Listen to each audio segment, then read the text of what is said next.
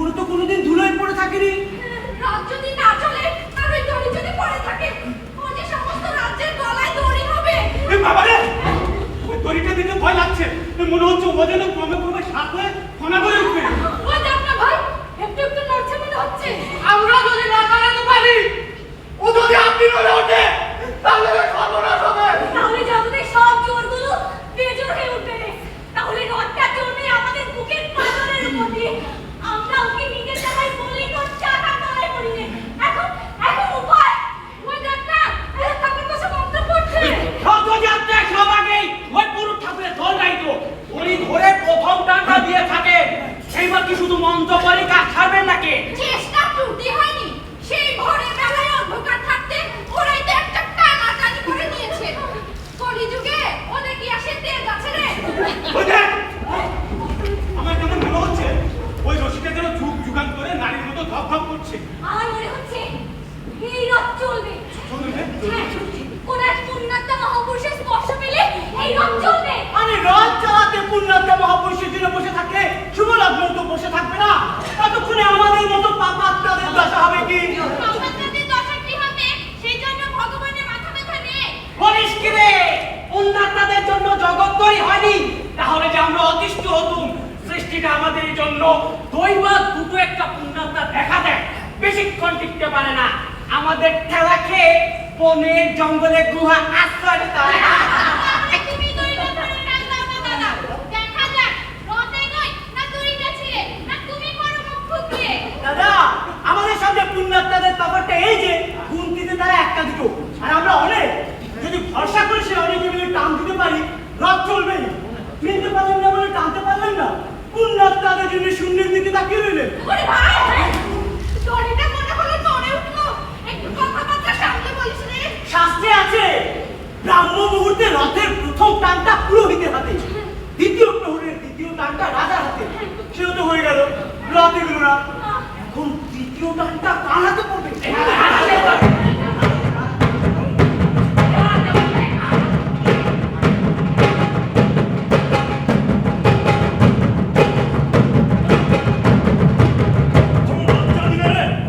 স্বয়ং রাজা হাত লাগালে, সঙ্গে সঙ্গে আমরা 1000 জনে মিলে টান দিল। চাকার একটু ক্যাচ কোন শব্দও হলো না। আমরা ক্ষত্রিয়, আমরা তো সূত্রের মতো গুরু নই। রথ টানা আমাদের কাজ না, আমাদের কাজ হচ্ছে রথের জড়া। কিংবা রথ ভাঙা। ইচ্ছা করছে অস্ত্রখানা দিয়ে রথটাকে টুকরো টুকরো করে ফেলি। দেখি মহাকাল কেমন ঠেকাতে পারে। দাদা, তোমাদের অস্ত্রের জোরে রথ চলবেও না, রথ ভাঙবেও না। এই গণৎকার কি গুণে বলেছে তা শুনি বুঝি? কি বন্ধ? ত্রেতা যুগে একবার যে কাণ্ড ঘটেছিল এখন তাই ঘটবে। আরে ত্রেতা যুগে তো লঙ্কা কাণ্ড ঘটেছিল। সে নয়। কিষ্কিন্ধা কাণ্ড? তারই কাছাকাছি। সেই যে শূদ্র তপস্যা করতে গিয়েছিল, মহাকাল তাতেই তো সেদিন খেপে উঠেছিলেন। তারপর রামচন্দ্র শূদ্রের মাথা কেটে তবেই বাবাকে শান্ত করেছিল। আজ তো সে ভয় নেই। আর ব্রাহ্মণী তপস্যা ছেড়ে দিয়েছে, শূদ্রের তো কথাই নেই। এখনকার শূদ্রেরা কেউ কেউ লুকিয়ে লুকিয়ে শাস্ত্র পড়তে আরম্ভ করেছে। তারা বলে আমরা কি মানুষ নই? স্বয়ং কলিযুগ শূদ্রের কানে মন্ত্র দিতে বসেছে যে তারা মানুষ। রাজ্যে চলে না তাতে মহাকালের দোষ কি? না চললেই ভালো। যদি চলতে শুরু করে তাহলে চন্দ্র সূর্য ঘুরে ফেলবে। শূদ্র চোখ রাঙিয়ে বলে কিনা আমরা কি মানুষ নই? কালে কালে কত দেখবো। আর শূদ্র করছে শাস্ত্র, কাল ব্রাহ্মণ ধরবে নালো। সর্বনাশ। চল পাড়ায় গিয়ে একবার বসে হাত চালাও। ওরা মানুষ না আমরা মানুষ, প্রত্যক্ষ দেখে নেই। রাজাকে কে গিয়ে বলেছে কলিযুগে শাস্ত্রও চলে না, অস্ত্রও চলে না, চলে একমাত্র স্বর্ণমুদ্রা। রাজা তাই আমাদের ধনপতি সেই দিকে তলব করেছে। ধনপতি টান দিলে এই রাত চলবে। পেনের টানে যদি রথ চলে, তাহলে আমরা অস্ত্র গলায় বেঁধে জলে ডুবে মরবো। আর রাত করলে চলবে না। দিনের টান আজকাল সব জায়গাতে এলে গেছে। এমনকি পুষ্পদের ছেলেটা দিনের টানে চচল হবে। আর দিনগুলো তো বেনের ঘরেই তৈরি। তা ঠিক, আজকাল আমাদের রাজত্বে রাজা থাকেন সামনে আর পেছনে থাকেন পেনে। আর পেছনে থাকে তো থাক না, আমরা তো তাকে ডাইনে বাবা, আর তো আমাদের পাশে যে থাকে মান তার থাকতে পারে, কিন্তু পেছনে যে থাকে খেলাটা যে তারই।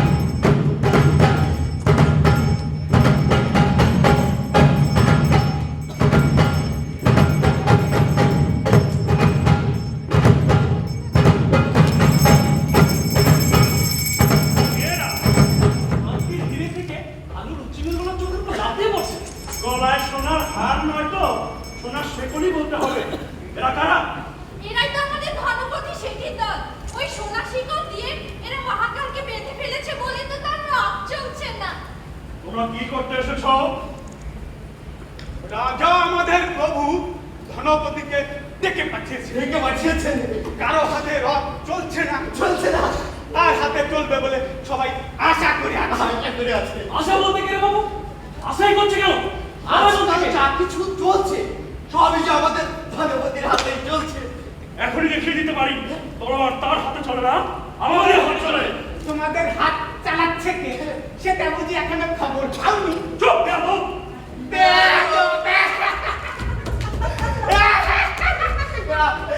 আমরা চুপ করব?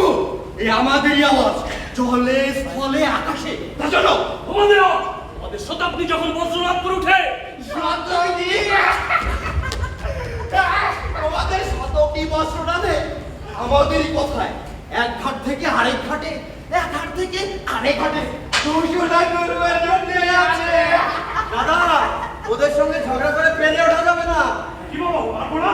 না, তোমাদেরই কোনো তলোয়ার হয়তো ওদের নিমক খেয়েছে। কলকাতা ওদের ঘুষ খেয়েছে। হাত থেকেই বের করতে গেলে কার বুঝতে পারে? শুনেছিলেন এই রথের রশিতে হাত দেবার জন্য নর্মদাদেবের বাবাজিকে আনা হয়েছিল। কি হলো খবর জানো? জানে বই কি, যখন ওরা গুহায় গিয়ে পৌঁছলো দেখলো প্রভু পদ্মাসনে দুপা আটকে চিত হয়ে পড়ে আছে, সারা শব্দ নেই। বহু কষ্টে ধ্যান ভাঙানো হলো, কিন্তু পা দুখানা আরষ্ট কাঠ হয়ে গেছে, চলে না। শ্রীচরণের দোষ কি? তারা 65 বছরের মধ্যে একবারও চলার নাম করেনি। তা বাবাজি বললেন কি?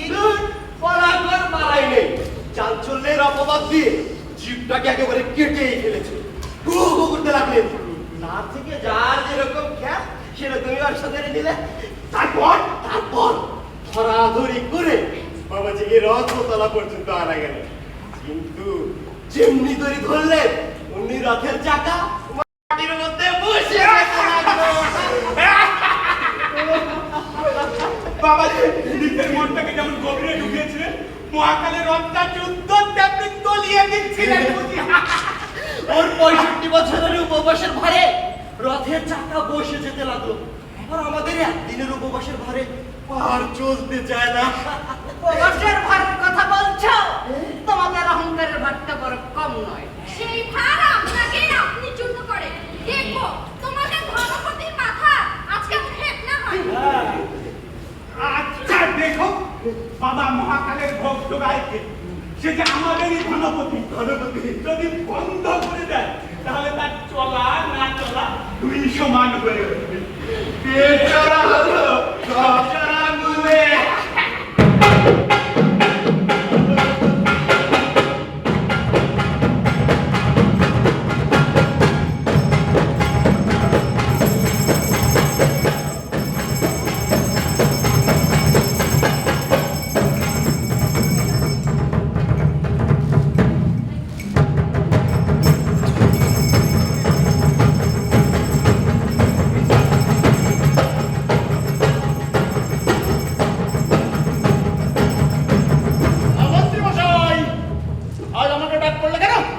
রাজ্যে যখনই কোনো অনর্থপাত ঘটে তখন তো সর্বাগ্রে তোমারই ডাক পড়ে। অর্থপাতে যার প্রতিকার সম্ভব আমাদের তা ত্রুটি হয় না, কিন্তু আজকের সংকটটা কিরকম বাবা মহাকালের রথ আজ কারো হাতের তারিখ চলছে না। শুনেছি কিন্তু মন্ত্রী এসব কাজ তো এতদিন আমাদের পুরোহিত ঠাকুররা এইসব কাজ চালিয়েছে, তখন যারা স্বাধীন সাধনার জন্য নিজে চলতেন চালাতেও পারতেন। এখন এরা তোমাদেরই দ্বারে অচল হয়ে বাধা, এদের হাতে কিছু চলবে না। অন্যান্য বারে রাজা সেনাপতি রাজ পরিষদ সকলে মিলে রথের রশিতে হাত লাগাতেন, তখন তো বাধা ঘটেনি।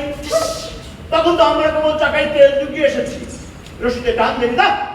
দেখো শেঠজি, রথযাত্রাটা আমাদের একটা পরীক্ষা। হ্যাঁ, কাদের শক্তিতে সংসারটা সত্যিই চলছে। হ্যাঁ। বাবা মহাকালের রথচক্র ঘোরার দ্বারা সেইটারই প্রমাণ হয়ে থাকে। হ্যাঁ।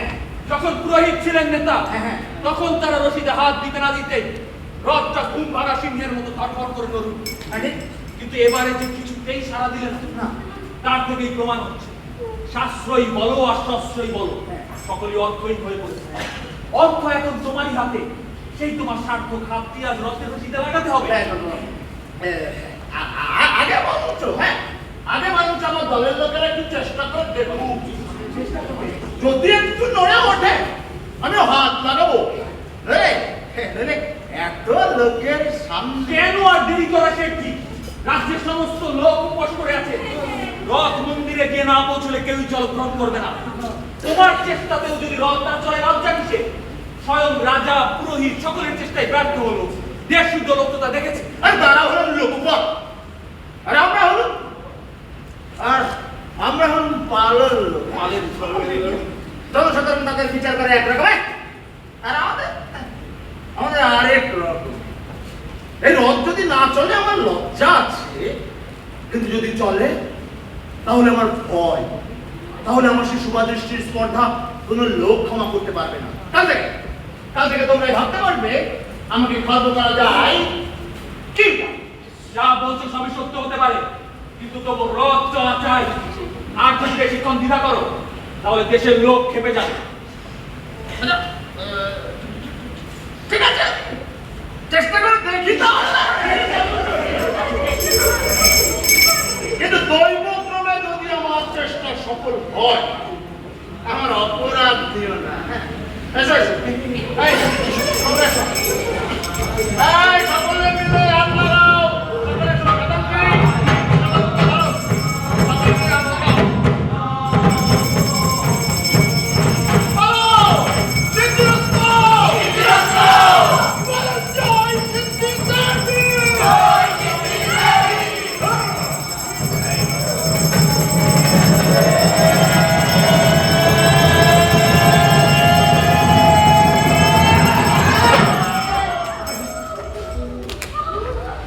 আরে টানবো কি?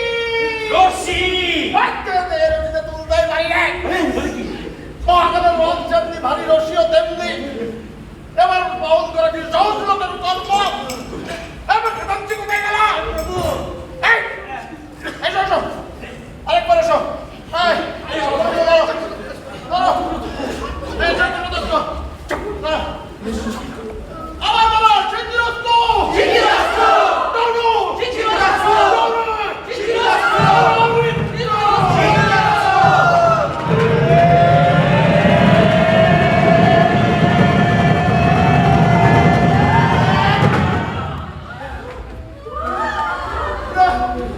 কিছুই হলো না। আমাদের হাতে রক্ত যেন ক্রমে আড়ষ্ট হয়ে উঠেছে।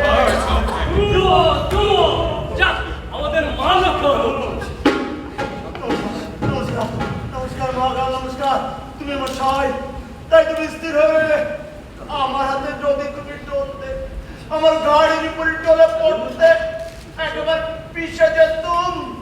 প্রভু, এ যুগে আমাদের সম্মান সমাধান যেভাবে বেড়ে উঠেছিল, সেটার বড় ক্ষতি হলো। ক্ষতি হলো। দেখো, এতকাল আমরা মহাকালের রথের ছায়ায় দাঁড়িয়ে লোকচক্ষুর অগোচরে বড় হয়েছে, আর রথের সামনে এসে পড়ে আমাদের সংকট ঘটেছে। আশেপাশের লোকের দাঁত কিরমির অনেক দিন থেকে শুনছি। এখন যদি স্পষ্ট সবাই দেখে দিই রশি ধরে আমরা এই রথ চালাচ্ছি, এমন দৃষ্টি লাগাবে যে বেশিক্ষণ টিকবে না। যদি সেটাও থাকতো তাহলে তোমার হাতে রথ চলবে না বলে তোমার মাথা কাটা যেত। মাথা কাটা যেত। অর্থাৎ তোমরা হাতে কাজ পেতে মাথা কাটতে না পেরে আজ তোমরা বেকার। আর কেউ তোমাদের মাথা কাটতে সাহস করে না। সব রাজা না, এতে বাবা মহাকালের মান স্বর্গ হয়েছে। সত্যি কথা বলি, যখন সকলে মিলে গায়ে হাত দিতে সাহস করত, তখন ঢের বেশি নিরাপদে ছিল। আর সবাই যে আমাদের মানতে বাধ্য হয়েছে, এরই মধ্যে আমাদের মরণ। মন্ত্রী মশাই, চুপ করে দাঁড়িয়ে ভাবছ কি? সব রকম চেষ্টাই ব্যর্থ হলো। আর তো কোনো উপায় বাকি নেই। ভাবছি, যখন তোমাদের কোনো উপায় কাটলো না, তখন মহাকাল নিজের উপায় নিজেই বের করে দিলেন। তার চলবার ব্যবস্থা, তার ডাক পড়লে যেখান থেকে হোক তার বাহন ছুটে আসে। আর যাতে দেখাই যাচ্ছে না, কাল তারাই সবচেয়ে বেশি চোখে পড়বে। আর আগে আমার খাতাপত্র একটু সামলাই দিল, আর সিন্দুকগুলো একটু শক্ত করে বন্ধ করতে হবে।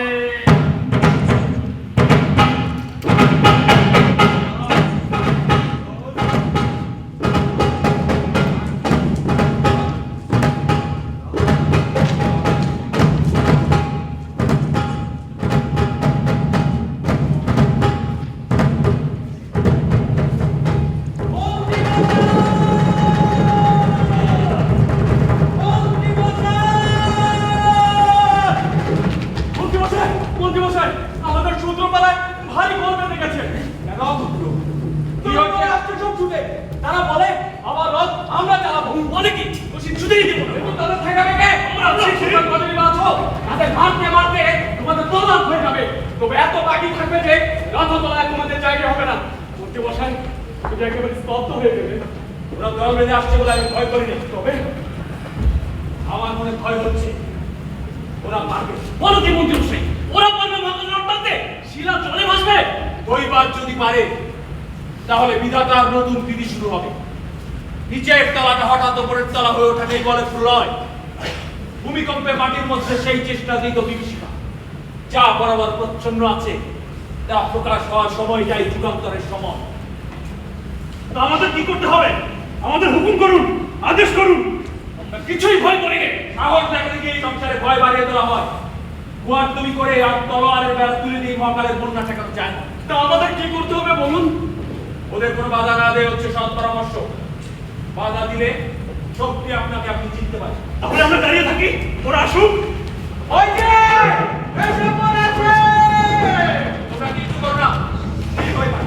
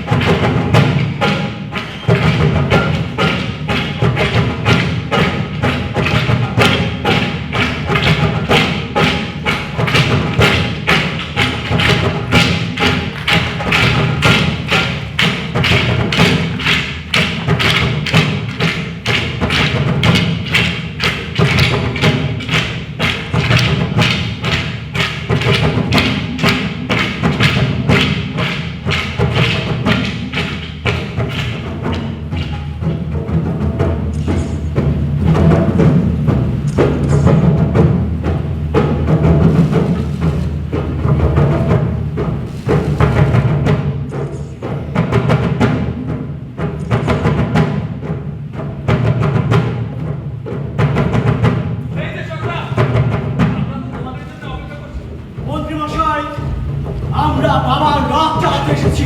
চিরকাল তোমরাই তো বাবার রথ চালিয়ে এসেছো, আমরা তো কোনো ক্ষমা সে কি আর জানি না। এতদিন আমরা রথের চাকার তলায় পড়েছি, আমাদের গলে দিয়ে রথ চলে গেছে। এবার তো আমাদের বলি বাবা দিল না। হ্যাঁ, সে তো ঠিক কথাই। আজ ভোরবেলায় তোমাদের পঞ্চায়েত চাকার সামনে তৈরি করলে তবু চাকার মধ্যে একটু ক্ষুধার লক্ষণ দেখা গেল। নড়লো না, ক্যাটো করে চিৎকার করে উঠলো না। তাদের স্তব্ধতা দেখে তো ভয় পেয়েছে। এবারে রথের চাকা তলাতে পড়বার জন্য মহাকাল আমাদের ডাক দেননি, তিনি ডেকেছেন তার রথের রশিটাকে টান দিতে। সত্যি নাকি? তা কেমন করে জানলে? কেমন করে জানে না, সেটা কেউ জানে না। কিন্তু আজ ভোরবেলা আমাদের মধ্যে এই কথা নিয়ে কানাকানি পড়ে গেছে। ছেলে মেয়ে বুড়ো জোয়ান সবাই বলছে বাবা এসেছে। টান দেওয়ার জন্যে। দেখো বাবা, ভালো করে ভেবে দেখো, সমস্ত সংসার যারা চালায় মহাকালের রথের রশিদ জিম্মে তো তাদেরই পড়ে। ঠাকুর, সংসার কি তোমরাই চালাও? দেখো বাবা, কাল খারাপ বটে, তবু হাজারো আমরা ব্রাহ্মণ তো বটে নাকি? মন্ত্রী মশাই, সংসার কি তোমরাই চালাও? সংসার বলতে তো তোমরাই নিজ গুণে চল। আমরা চালাক লোকেরা বলে থাকি আমরাই চালাচ্ছি, তোমাদের বাদ দিলে আমরা কজনই বাঁচছি। আমাদের বাদ দিলে তোমরা যে কদিন থাকো না কেন, থাকবে কি উপায়? হ্যাঁ, সে তো ঠিক কথা। আমরা কিছু পাচ্ছি অন্য, তাই খেয়ে তোমরা বেঁচে আছো। আমরা বলছি বস্ত্র, তাতেই তোমাদের লজ্জা রক্ষা। সর্বনাশ! এতকালের এই আমার কাছে হাত জোর করে বলে আসছিল তোমরাই আমাদের অন্ন বস্তির মালিক। আজ একেবারে সব উল্টো করি, আর তো সহ্য হয় না। সর্দার, আমরা তো তোমাদের জন্য অপেক্ষা করছি। মহাকালের বাহুকে তোমরা তাকে কি আমরা জানি না? আমরা কি এতই মূল? তোমাদের কাজটা তোমরা সাধন করে দিয়ে যাও, তারপরে আমাদের কাজ করবার অবসর আমরা পাবো। আরে ভাই, সবাই মিলে কান্দে মরি আর বাঁচি, আজ মহাকালের রথ নড়া বই। জয় সবাই। সাবধানে, রাস্তা বাঁচিয়ে চলো। বরাবর যে রাস্তায় রথ চলেছে সেই রাস্তায় আমাদের ঘাড়ের উপরে সে পড়ে না যেন। রথের পরে রথি আছে, রাস্তা তিনি সামনে নেবে। আমরা তো বাহক, আমরা কি বা বুঝি? ওই যে দেখি ভাই,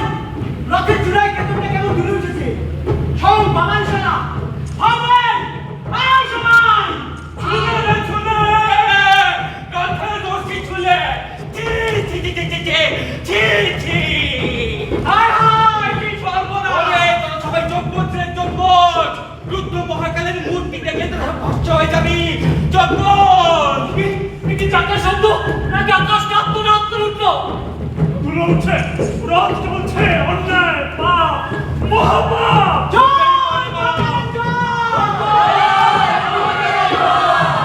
তাই তো, এ কি কাণ্ড হলো? ঠাকুর হুকুম করো, আমাদের সমস্ত অস্ত্র নিয়ে এই অপবিত্র রথটা বন্ধ করে দে। হুকুম করতে তো সাহস হয় না। স্বয়ং বাবাজির ইচ্ছে করে নিজেই নিজে জাত খোয়ান, আমার হুকুমে তার প্রাশ্চিত হবে না। তাহলে ফেলে দিই আমাদের এই অস্ত্র। আমি ওখানে গিয়ে আমার বন্ধু পাবো। আর আমরাও যাই সব নজর ছেড়ে। তুমি কি করবে? কোথায় যাচ্ছ? আমি যাচ্ছি ওদের সঙ্গে মিলে রথের রশি ধরবো। ওদের সঙ্গে মিলবে? তাহলেই বাবা প্রসন্ন হবে। স্পষ্ট দেখছি ওরা যে আস্তার প্রসাদ পেয়েছে, এ তো মিথ্যে নয়, মায়া নয়। ওদের থেকে পিছিয়ে পড়ে আজ কেউ মান রক্ষা করতে পারবে না। মান ওদের সঙ্গে থাকে। তাই বলে ওদের সঙ্গে সামনে নিয়ে রশি ধরবে? অসম্ভব। তারপর ডাকতে চললুম, ঠেকাবই ওদের। হ্যাঁ, এই আমিও যাবো তোমাদের সঙ্গে। অন্তত মন্ত্রণা দেবার কাজে তো লাগতে পারবো।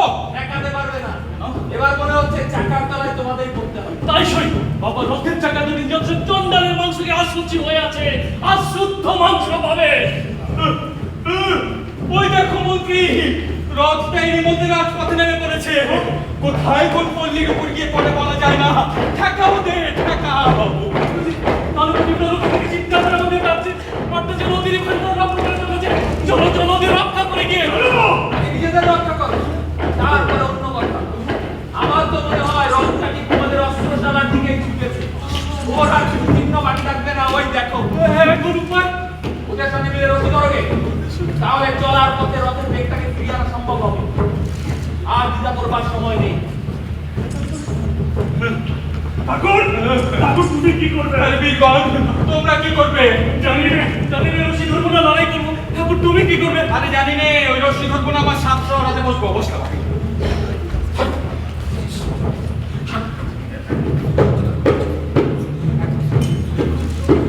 ওদের মধ্যে নাচ কোনো মনেই হচ্ছে না। দেখো, রথটাই যেন দেখে লেগে চলেছে। শুনতে পাচ্ছ? ঘুরঘুর শব্দে পৃথিবীটা যেন ভেঙে পড়ছে। ঠাকুর, চেয়ে দেখো। ওরা রথটাকে টানছে বলে মনেই হচ্ছে না। রথটাই যেন নাকি ঠেলে নিয়ে ফেলেছে। এতকাল ধরে ঘুমিয়ে চলছিল, আজ জেগে উঠেছে। রথযাত্রা এমন সর্বনাশ সপ্তাহ আগে কখনো দেখিনি।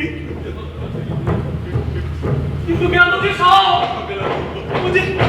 কবি আসছে, ওকে জিজ্ঞেস করো না এসবের মানে কি। আমরাই বুঝতে পারলাম না, ওই কবি বুঝতে পারবে। ওরা তো কেবল বানিয়ে বানিয়ে কথা বলে মাত্র, সনাতন শাস্ত্রের কথা কিচ্ছু জানে না। শাস্ত্রের কথাগুলো তো কোন কালে মরে গেছে ঠাকুর। তাই তো তোমাদের কথা আর বিশ্বাস হয় না। ওদের তো সব তাজা কথা, তাই তো শুনলেই বিশ্বাস হয়।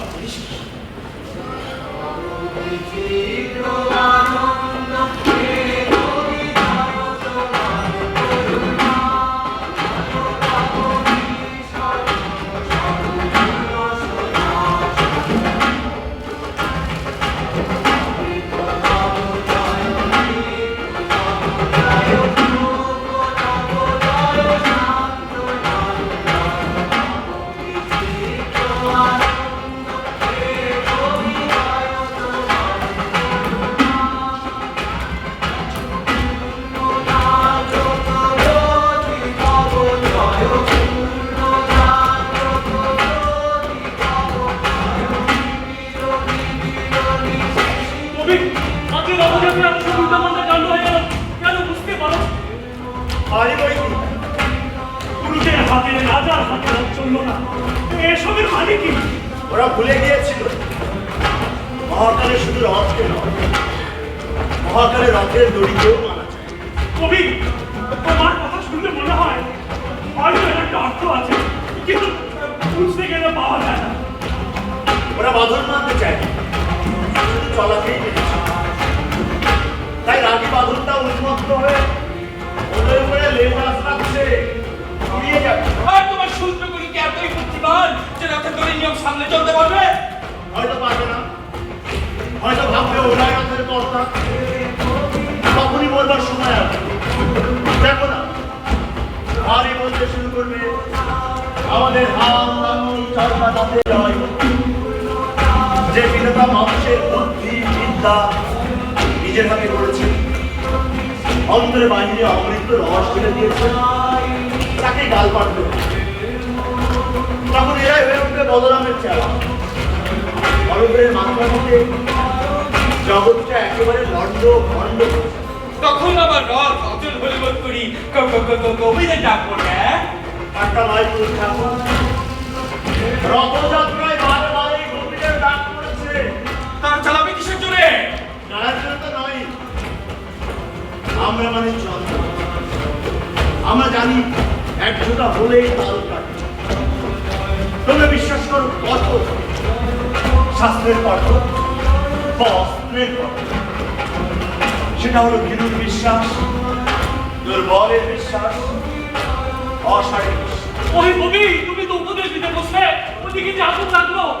যুগে যুগে কতবার কত আগুন লেগেছে, যা থাকবার তা থাকবেই। তুমি কি করবে? আমি গান গাবো, ভয় নেই। আচ্ছা হবে কি? যেন রথ টানছে, না শুনবার নাও, বেদনা টানটাই ভয়ঙ্কর। আমি কি করবো? আমি কি করবো? তাড়াতাড়ি কিছু করতে হবে এমন কোনো মানে নেই। দেখো, ভাবো, ভিতরে ভিতরে নতুন হয়ে ওঠে। তারপর ডাক করবার জন্য তৈরি হয়ে থাকে।